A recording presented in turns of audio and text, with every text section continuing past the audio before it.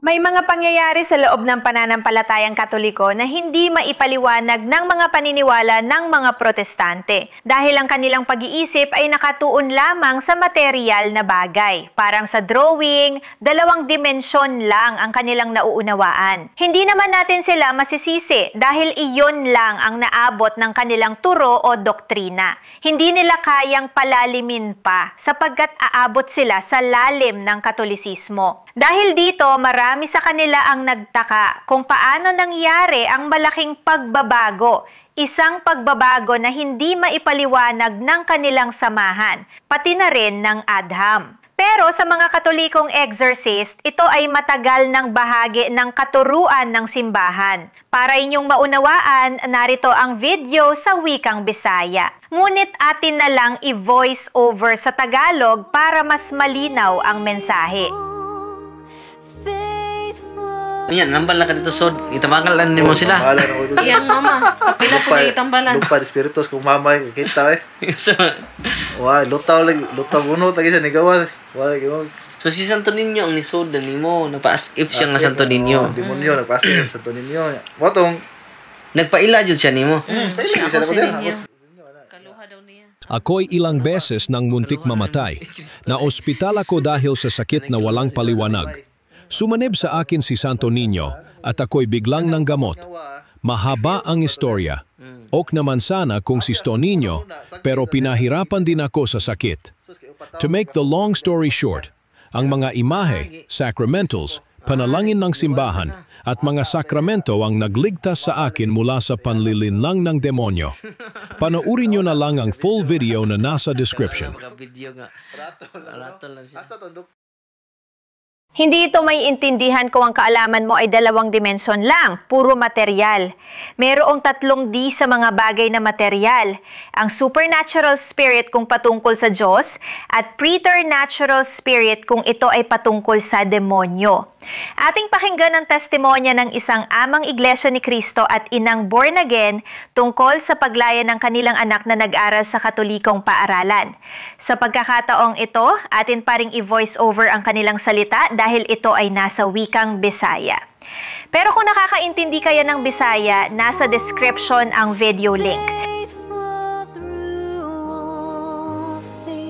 Kilala ka muna bro? Ako din si Floridel Bilao. Floridel Bilao. Handog ng Iglesia ni Cristo.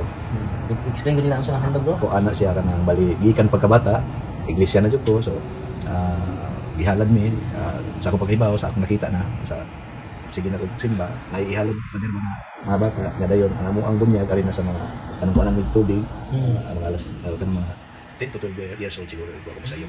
So, in short, kakaagig hapon ko bunyag sa mga simbahan. Karang handog bro, automatic, maluwas na, handog mo na. Sa teaching sa mga. Ako'y isang handog ng Iglesia ni Cristo. Ako'y nagtaka kung bakit natatakot at nasasaktan ang demonyo sa dasal ng rosaryo at sa mga sacramentals tulad ng holy water. Marami namang tubig, pero bakit kapag binasbasa ng pari nasasaktan ang demonyo? Wala ito sa aming iglesia. Ang aming anak ang naging barometro kung epektibo ba ang aming ginagawa. Tulad ng aking asawa na isang born again, hindi tumalab ang kanyang dasal. Pero sa dasal ng Hail Mary, nasasaktan ang demonyo sa pamamagitan ng aming anak. Doon kami nagtaka. Ito pa ang aking ipinagtaka. Pinagbawalan muna ako ng pari na makipagtalik sa aking asawa hanggat hindi pa kami kasal. Pero sinuway ko yon dahil sabi ko sa sarili ko, normal naman ang anak ko. Siguro, hindi na babalik ang demonyo. Nagkamali ako. Tama ang pari na nagbabala sa akin. Mortal sin pala ang pakikipagtalik ng hindi pa kasal. At iyon ang ikinatutuwa ng demonyo. Kaya pumasok muli ang demonyo sa katawan ng anak ko. Nasabi ko, legit talaga ang katuruan ng Katoliko. Kung gusto nyong panoorin ang video, nasa link sa ibaba ng description. Ayun mga kaibigan, hindi napigilan ni Kuya, kaya pinasukan muli sila ng demonyo. Ngunit naging normal muli ang kanilang anak nang tumanggap sila ng mga sakramento. Isa na rito ang kasal. Ang buong pamilya, INC at born again, ay naging ganap na Katoliko. Marami talaga tayong matututunan sa aral ng Katoliko. Kaya sa mga kaibigan namin mula sa ibang pananampalataya, Huwag lang husgahan ayon sa nakikita dahil ang espiritu ay hindi nakikita, preternatural man o supernatural. Huwag ninyong balewalain ang krus o imahe ng mga santo dahil maaari itong maging sagrado o maaari rin itong gamitin ng demonyo upang linlangin ng tao tulad ng ginagawa ng mga albularyo at ng mga hindi tinatabla ng bala. Ito ang isa sa mga albularyong nagpapatotoo. Walang magagawa ang mapanlinlang na kapangyarihan ng demonyo laban sa kapangyarihan ng kataas-taasang may kapal, ang Diyos. Ating panoorin kung ano ang nangyari sa interview sa kanya ni Father Darwin. Kaya sa mga bago pa po sa ating channel, please po don't forget to hit the subscribe button at ang notification bell para maging notified kayo sa bawat video na ilalabas ko sa channel na ito. Kaya huwag na po natin patagalin, simulan na po natin. Mga kapatid, magandang araw po. Ang gabi din pala. Bago lang tayo natapos at schedule natin si Ate Christy mag-share siya sa kanyang kapangyarihan. And yung kapangyarihan niya ay pagkamanggagamot and then wala kang anting-anting te. Wala. Pero purely manggagamot lang. Yung sa palagi ko, Father, kasi after nung baptism of Holy Spirit sa charismatic, doon ako nag-start ng manggamot. But, yung elementary ako, mga minor lang, yung mga lagnat ng mga classmate ko. Pinagaling mo? Opo, pinagaling ko. Pero hindi ako convincing that time. Kasi hindi ako convinced na talagang ako bang nagpagaling. Parang ganun. Pero after nung... Pero yung yung lulo mo ay magagamot, di ba? Yung lulo sa lulo mo? Opo. Yung great grandfather ko, tatay ng lula ko. Siya yung manggagamot. So ano yung mga magamot niya? Maalala mo pa ba? Ang sabi sa akin ng mga auntie ko na kahit anong kasing sakit daw, Father, nagamot niya. Kasi may ibibigay siyang habak? Hindi ko rin sure kung nagagawa ba siya ng habak. Pero ikaw sa paggamot mo din, hindi habak ang ginagamit mo? Hindi. Kasi nung nabasa ko yung librito, sabi ni Mama Milia, alam mo ba yung mga librito na nabasa mo? Yung isa librito ng pagka-magician, yung isa librito ng pagka-albularyo, yung isa librito ng magiging power mo, at yung isa para gumawa ng mga habak o mga anting-anting. Pero ilang librito ang nakabisado? Yung 4 po. Nabasa ko lang. Nabasa mo. Pero ang nagamit mo? Yung ano lang po, yung 3 lang. Yung magic? Yung magic, tapos yung paggamot, at saka yung sa Father. Pero yung paggawa ng mga habak na anting-anting, hindi ko po ginamit. Hindi mo ginamit? Hindi. Kasi, kumbaga, nakatanim na po sa utak at puso ko yung palaging sinasabi ni Lola na wag mo lang gamitin yan kasi alam mo masama. Si Lulu mo na magician, marami siyang amulets, mga habak? Siguro, hindi na rin maaalala ng mga auntie ko pa din. Kasi focus sila sa magic ni Lolo. So, ang focus ni Lolo mo ay magic? Opo. Pero yung yung mga... Yung great-grandfather mo, siya yung manggagamot. Siya po yung manggagamot. Pero ano ba yung marami ka na bang napagamot? Marami na po, Father. Mostly na ko yung paging albularyo ko doon sa ibang bansa. Kasi pag nakita ko yung isang tao sa mata, mafe-feel ko agad kung anong sakit niya. Mafe-feel mo? Opo, mafe-feel ko. Tapos sasabihin ko na lang sa kanya, may nararamdaman ka, yung kidney mo. Kasi mafe-feel ko yung kung saan part ng katawan ko, doon din yung na-feel nilang sakit. So kung magpa-check up sa doktor? Tapos inaano ko lang, sasabihin kung pwede ko bang mahawakan ng kamay mo. Pag once na mahawakan ko yung kamay, doon ko kung ano na ba kung ilang percentage na ba yung natira, kumbaga sa anong percentage? Kung gaano nakalala. Opo. Maraming beses na may nasibot na tao. Pahulaan mo din? Pahulaan ko po. Kasi ma-feel ko yung anong mararamdaman nila. Yung ilang beses na kasama ko sa train. So titingnan mo lang yung tao? Opo, doon sa mata. Doon sa mata ko, pag tingin ko sa mata ng isang tao, doon ko yung psychic ko, pinityo agad tapos ma-feel ko yung anong nararamdaman. Yung first na incident nung kasama ko sa LRT, tapos nung nakita ko yung mata niya, yung kasama mo sa LRT? Naging nakasama ko siya sa LRT. Pero hindi ko nakasakay na lang? Kasabayan ko lang sa LRT. Ano nangyari? Nung nakita ko yung mata niya, doon ko na-feel na ilang hours na lang yung natira niya pag hindi. Kasi yung appendix. Sabog na? Oo, sasabog na. Tutok na? Opo, tapos nung hinawakan ko yung niya, sabi ko... Babae ito? Babae po. Indonesian. Indonesian. Opo, nung sinabi ko sa kanya na maghingi tayo ng tapos nang hingi kami ng sa staff doon sa train na kailangan niyang madala agad sa ospital. Kasi yung nag-uumpisa na siyang magpawis, tapos nag-uumpisa nilipit yung sakit. Nag-start, nag-bloated na yung niya. So, nilapitan mo? Nung nag-start na yung feel ng sakit, nahawakan ko na yung kamay niya. Kasi nung nakita ko yung mata niya, na-feel ko yung yung appendix ko. So, sabi ko, there's something in you. I feel that you have pain here, this side, and then your tummy become bloated. Tamo lang siya ng tamo, tapos nakikita ko yung niya. We need to rush in the hospital. Yun ang sinabi. Tinakbo namin. Yung sabi ng doktor, kung hindi ka nadala agad. Puputok. Yung puputok na yung niya. Puputok yung appendix na po. Grabe, no? Opo. Tapos, ilang beses ko pang, yung mga, kasi nagpipiti ako, Father. Tuwing nahawakan ko yung mga pasyente. Nagpiti ka? Opo. Physical therapist? Physical therapist po. Yung nerves and veins po ang inaano ko. Tapos, mahawakan ko sila, sasabihin nila na, there's a big force that comes out in my body. Yun ang palaging sinasabi nila, ma-Pilipina man, ma-Chinese. So, may lumabas sa katawan mo? Hindi, sa katawan nila. Yun ang sinasabi nila. Kahit yung mga Pilipina, mapiti ko lang. Isang stroke lang ng kamay ko, Father. Parang ginaganon ko lang. So, gagaan yung nila? Opo. Pakiramdam? Opo.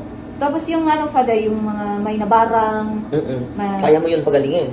Opo, napagaling ko. Ilang beses nang may nabarang. Tapos yung may nagayuma, na ko na din po, ilang beses na rin. Ang ginagawa ko lang dun sa ginagayuma, sasabihin ko dun sa biktima na mag-send ka ng picture dun sa lalaking nagayuma sa'yo. Tapos, yung picture niya, yung dalawang cellphone ko, itabi ko lang yun. Hahayaan ko lang dyan sa bed. Tapos, nagtatrabaho na ako. Yung utak ko lang ang nag-ano, wala naman. Pero, pag Father, kasi, naging, ako sa charismatic, member ako sa healing ministry. Tapos, yung yun ang akala ko, na yung panggamot ko, galing sa Espiritu Santo. Opo. Kasi, hindi ako nagagamot kung hindi ako makapag-grocery, at hindi ako napagsimba. Yun ang, kaya nga ko sa isip ko na, hindi masama yung ginagawa ko. Opo. Ito ay sa Panginoon, itong healing ko. Opo. Yun ang ko. Ano yung gagamitin mo sa pag, for example, may sakit, and then lalapit sa'yo for healing? Ano ginagawa mo? Lang, Father, maghingi lang ako ng holy water dun sa simbahan. Yung opo. Yun lang ginagamit kong, tapos inaano ko, mag-sign of the cross man ako, tapos magdadasal ako ng 3 Father, 3 Hail Mary, 3 Glory Be, bago ko yung tao. Tapos, i-rub ko lang yung holy water kung saan part yung gusto niyang ipahilot, yung ganun. Tapos yung sa naman, yung sa dayuma naman, yung picture lang ng dayuma at yung biktima. Itabi ko lang yung dalawang cellphone. Tapos sahayaan ko lang yun siya. Yung dalawang cellphone? Yung dalawang cellphone lang. Inaano ko tapos... Sino yung isang cellphone? Yung dalawa, kasi yung picture ng isa, yung ng dayuma, at tapos picture sa Facebook? Sa Facebook, sa Messenger lang po. Pinadaan ko lang sa Messenger. So, anong prayer mo? May prayer ka doon? Wala, Father. Basta ko na lang tapos yung... May mag-guide sa'yo? Yung utak ko, siya yung na wala kang konsensya, iwanan na itong babaeng to, alam mo. Yung parang konsensya ko yung... Sa isipan ng lalaki? Opo, pero yung utak ko ang na umaandar. Yun lang yung palagi kong sinasabi. Tapos, after sa ritual mo?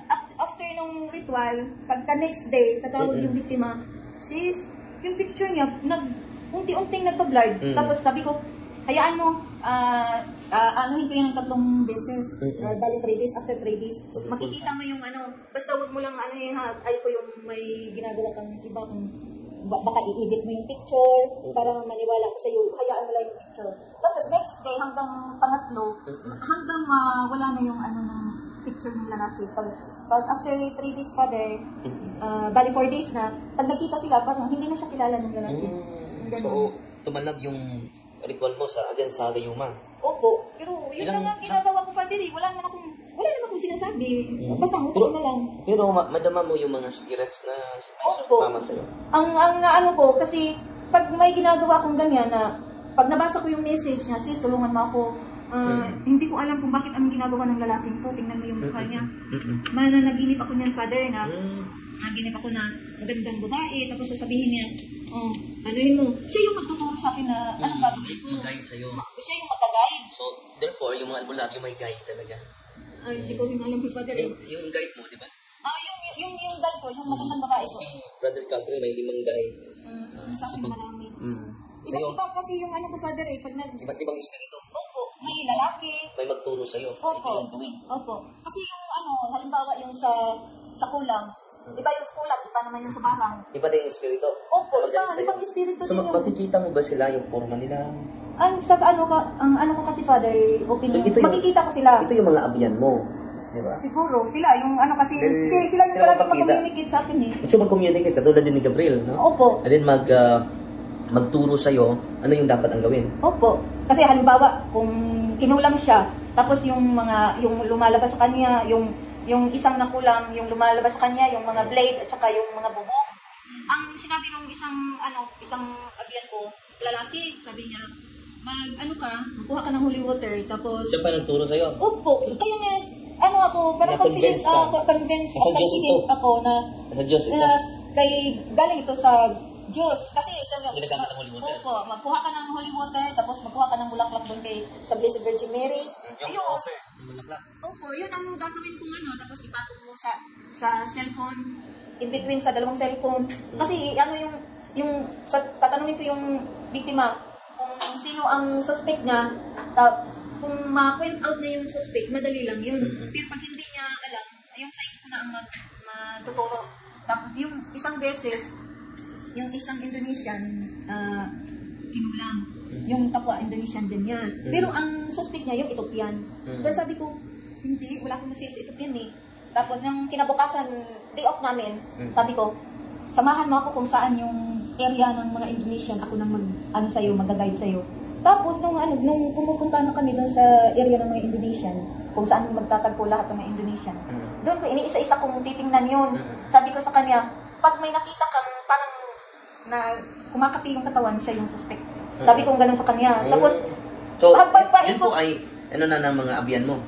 Opo. Kasi yung yung ma-figure out ko yung mga mukha.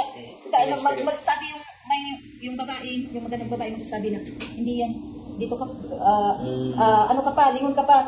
Tapos yung lalaki, dyan, pag mo lumingon yan, tingnan mo sa mata. Eh di, hinihintay kong lumingon. Pag lingon, doon na, nakita ko yung mata niya, doon na siya hanggang, parang yung parang napasa ng mantika yung mga balat ni Father. Ilang minutes lang yun. Bigla siya nangangati, tapos namumula. Yun, sabi ko, siya yung sa'yo, nagkulang sa'yo. Ibalik natin. Yun lang, ang ginagawa ko, ibalik natin sa kanya. Opo. Kung anong ginagawa, ibalik natin. Yun lang ang ginagawa ko, Father. Anong nangyari? Ayun, yung niya, yung balat ng nagkulang, dahan-dahang namumula, kati, tapos yung parang napasok siya ng mantika, yung parang bulantong tubig.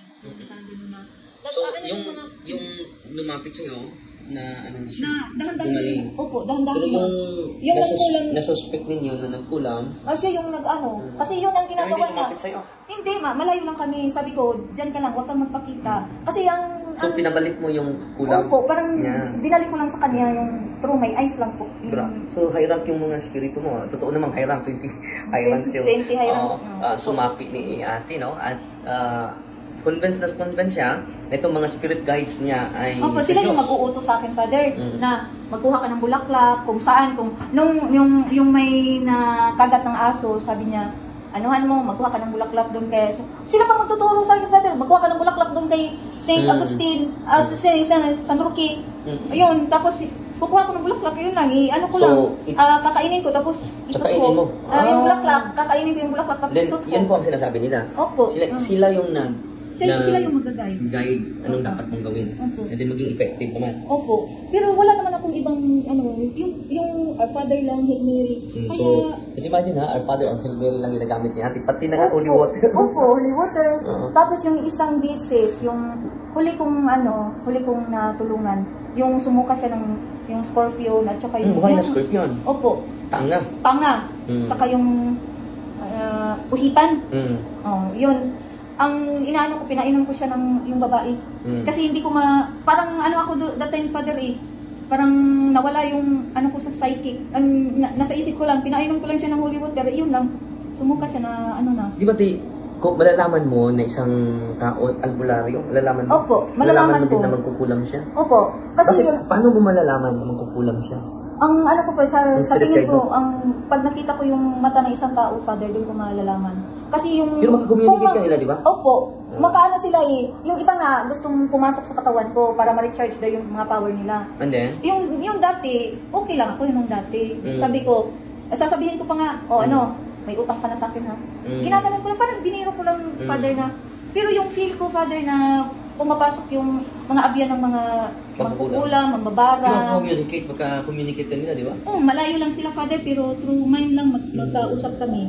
So, pero nung nangyari dun sa Valencia, nung nanganak si Lisa, 2 albularyo yung lumapit. Kasi kinausap ko ni John doon na akong magtitingin kay Divine. Kasi pupuntahan niya si Lisa. Nagmisa doon, ikaw yung nagmisa that time. Nasa likod kami ni nanay. Tapos, na-feel ko yung talagang may nag-aano sa likod ko. Sabi ko, albularyo ito eh. Sabi ko, ikaw talaga ha. Tapos doon ko na nalaman na yung dinala niyang pasyente, apo niya. Nung hinabol ko si Divine, hinabol niya ako, sabi niya, kanina pa ako gustong pumasok sa'yo, pero ang tigas mo, parang may barrier ka, nasa gitna ka, tapos napalibutan ka ng marami. Sabi ko, bakit? Ano pong ginawa niya ng tatay? Gusto ko nga pumasok para ma-recharge ako, kasi grabe yung power mo, sabi niya ganun. Sabi ko, tay, isurrender mo na yan, tay. Sinurrender na yung sa akin eh. Isurrender mo yan. So, naka-communicate ka sa mga albularyo na pumunta doon? Opo. Sabi niya? Sabi ko, kung hindi mo yan isurrender, tay, kung anong nakita mo sa apo mo, mas worse pa ang nangyayari sa kanya. Isurrender mo na yan, tay. Sa akin yan, sinurrender ko na eh. Paano mo na surrender? Bakit ang lakas-lakas mo pa? Hindi pa ako totally na tay, liberate. Kaya, wag mong piliting pumasok. Tapos yung isang albularyo na doon sa tindahan nakaupo, sabi niya, kanina pa kita... Kahit hindi kayo Hindi kami magkakilala, Father. Nagkalapit. Opo. Malayo lang. Opo. Tapos so, yung through the isa... mind, nag-communicate kayo? Opo. Tapos yung isang albularyo, tumayo siya, sabi niya, hindi kita makita. Sabi ko, bakit? Pero nagtitinginan lang kami sa mata, Father. Magtitinginan lang kami sa mata. Pero nag-uusap na kayo dyan? Opo. Tapos, sabi ko, kasi takot din ako that time eh. Kasi, ang palagi niyo yung sinasabi, umiwas ko sa mga albularyo. Psychic? Opo, kasi para hindi ma-active, para hindi ma-active ulit. Tapos, yung, tumayo siya, sabi niya na, ang nasilaw daw, sobrang liwanag, masakit daw yung mata niya, hindi daw niya ako makita. Ikaw hindi niya makita? Hindi niya ako makita kasi sobrang liwanag daw. Sabi niya ganun. Tapos nung nagsabay silang dalawa na, sabi nila, pwede bang i-deposit namin yung power namin sa'yo? Sabi ko, kala niyo sa akin, bangko? Sabi ko, i-surrender niyo yan. Kasi sabi ko, tinuro ko yung nasa tindahan. Alam ko kung anong mangyayari sa'yo. I-surrender mo na yan habang maaga pa. Kasi yan surrender sila? Hindi ko rin, Father eh. Kasi umikot ako dun sa likod, nagtago na ako kasi palagi, ginugulo ako. Pero ngayon, hindi ka na makakommunicate? Hindi na po. Hindi ko nga Father eh, yung binigay ni, ng auntie ko, kung open pa sana yung psyche ko, nung si auntie, nasa baba pa. open. Opo. Kasi kung ko pa yun, kung alam kong anting-anting pala yung binigay ni auntie, hindi ko yung tatanggapin. So, yun patunay na close na. Opo. So, dito, makikita natin mga kapatid, si ate, mga ninuno niya ay mga okultista, albularyo. Dito po ay nasunod sa kanya, no? So, pwede siyang makapagaling sa mga gayuma, pwede siya makagaling sa barang kulam, pwede niya ipasok, ipabalik sa mga tao na gumagawa nito. Opo. And then, may spirit guide talaga. Opo. Sila yung nagsasabi na pero mga ilan yung mga spirit guide mo, te? Mga 20, yung mga ganun. Kasi iba't iba ang kaso ng mga taong... So, iba't iba din yung mga spirito. Opo. So, akala mo mga good spirit ito? Opo. Nung una po, Father, before ako pumunta sa iyo, kaya nga... Pero sa unang pagpunta mo dito, anong naramdaman mo? Yung unang pagpunta ko dito, Father, first day ko pa lang po, nakita ko na yung kung anong mangyayari sa ministry, kung anong mga demonyo na nandun sa mga tao, na nawirduhan ako, sabi ko nga sa isip ko, bakit ba ako napunta sa lugar na to? Ano ba to? Mas umiwas na ako sa sarili kung Tapos, napunta ako dito sa sobrang dami. Bakit ganun? Nung inano ko unang na-deliveran sa akin si Bradley, pero hindi ako nag-react and that time, pag-uwi na. Pag-uwi, ay, suka ako ng suka, magdamag, Father, hindi ako nakatulog. Talaga, doon na lang ako sa CR, doon na lang ako, nag-upo na lang ako doon sa CR, tapos suka, yung suka ko, Father, hindi matapos hanggang 4 AM. Grabe. Tapos yung nung Next day, nung tinawag na yung pangalan ko, bakit ganito yung nararamdaman ko? Sakit ang ulo ko, parang gusto kong sumigaw, parang hindi ko alam kung anong mararamdaman ko, parang gusto kong magwala, yung ganun. Tapos hindi ako tumayo. Nung mga bandang alas 7 na yun, 6 something yun, no, lumapit ako kay Brad Obet, sabi ko. Kasi nung tiningnan ko yung mga tao, sabi ko, parang okay to. Di si Brad Obet, lahat ng mga deliverance minister, si Brad Obet ang naano ko, parang okay to eh. Kasi kinakabahan ako sa kanya. Di, parang challenge ko yung sarili ko. Kaya lumapit ako, nung tinanong ako ni Brad Obet, anong nararamdaman mo? Sinabi ko, Brad, makakita ako, makarinig, makaamoy, maka-communicate, ma-feel ko sila. Sabi niya, so basahin mo nga ito. Ay, inano niya sa akin yung closing of occult third eye. Isang ano lang yung nabasa ko. Confident pa akong nagbasa that time eh. Pero yung nararamdaman ko, itong ano ba itong parit ba ito? Wala akong idea. Sabi ko, tapusin ko lang. Nung hindi ko nga natapos yung isang stanza, doon na, ano na yung mga litra, naghahalo-halo na. Sabi ko, Brad, ang sakit ang mata ko, Brad. Sa bakit? Tapos binigyan ako ng holy water, ilamos mo yung, doon ako napasigaw. Sobrang sakit na, parang pakiramdam ko, Father, parang yung sili, pinisa doon sa mata ko. Sobrang sakit, as in, napasigaw ako. Tapos nung yung nilagay ni Brad Obet, yung huli kong tingin, yung nilagay ni Brad Obet, yung Benedictine cross sa ulo ko, doon na-slide ako sa upuan. Tapos yung nagkagulo na, tapos lumapit ka that time, na nung pag mo sa akin, sabi ko, napasigaw ako, bakit ang sakit mo, bakit ang bigat mo, ganun ako. Yung kamay. So, tapos nagsisigaw doon na ako na, bakit ako yung pag-uwi ko, ang dami kong tanong sa isip ko, bakit ako ganun? Kung talagang yung power ko galing sa Diyos, bakit ganun? Anong klaseng lugar ba to? Anong klaseng mga tao ba dito? Dami kong doubts that time, Father eh. Kasi hindi mo akalain mag-react ka? Hindi. Kasi yung sa ano ko lang talaga, Father, pinasama lang ko ni Auntie Rose. Opo. Para mag-guide sa kanya dito sa Bukol. Kasi taga-Bukwan. Tapos doon ko nalaman, kasi wala kong idea na yun pala mangyari. So dito kita natin, dahil wala na tayong oras, salamat ito po ay si Ate is healer, magamot niya yung mga iba't ibang mga karamdaman. At meron siyang mga accompanying spirits, higit sa 20. So, makonect natin sa exorcism, 20 high ranks, but 10 legions. No? So, gagamit din sila ng holy water. No? So, iba to. Gamit. So, magro-rosaryo din siya bago... Magro-rosaryo at magsisimba bago ako manggamot. Pero ang dami palang demonyo, mga kapatid. So, mag-ingat po dahil hina-highlight po natin yung healing is in the sacrament of confession, unwanting, and holy communion. Yan po ang galing kay Kristo. At si Ate Christy, akala niya sa Diyos yung healing niya. Pero hindi pala. So, Ate Christy, sa sunod na mga interview natin, maraming salamat at hindi basta-basta yung kapangyarihan niya, mga kapatid. Just imagine, ipabalik niya yung kulang, yung barang, sa nagpabarang. No? At sa mga ibabalik. No? So, hindi basta-basta dahil super science ito. 20 high ranks itong demonyong pumasok sa kanya. So, yan po, mag-ingat po sa mga healers at sa mga albularyo dahil si Ate Christy ang makapatunay po dahil siya po ay galing dyan. Wala nga akong kahit anong, Father, yung ano pa lang, wala akong agimat, ano lang, post lang talaga. No? Opo, wala akong wala akong deception talaga yung demonyo no? Kaya nga, Father, dami kong tanong. So, salamat at huwag kayong mag-alala dahil sa sunod na mga araw, mga kapatid, i-share pa ni Ate yung mga hindi pa niya na-share sa atin. So, ang dami niyang karanasan at iba talaga yung kapangyarihan niya. No? So, akala niya galing sa Diyos, hindi pala. So, Fighting Maria, tatak si FD with a humble heart. In the name of the Father, the Son, and the Holy Spirit. Amen. Thank you for watching this episode of Don't You Know? And let's do the logic.